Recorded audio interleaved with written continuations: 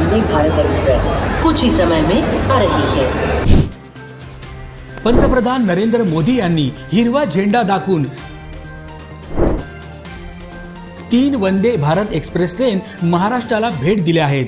सध्या छत्रपती शिवाजी महाराज टर्मिनस येथून शिर्डी, सोलापूर, मडगाव, जालना, नागपूर, बिलासपूर, इंदूर, गांधीनगर, अहमदाबाद अशा एकूण 8 वंदे भारत एक्सप्रेस ट्रेन धावतात।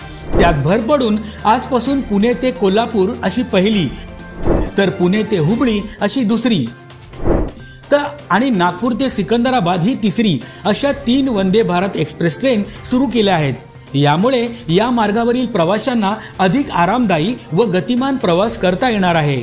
या माध्यमातून राज्यातील रेल्वे प्रवाशांची एक मोठी मागणी महायुती सरकारने पूर्ण केली आहे।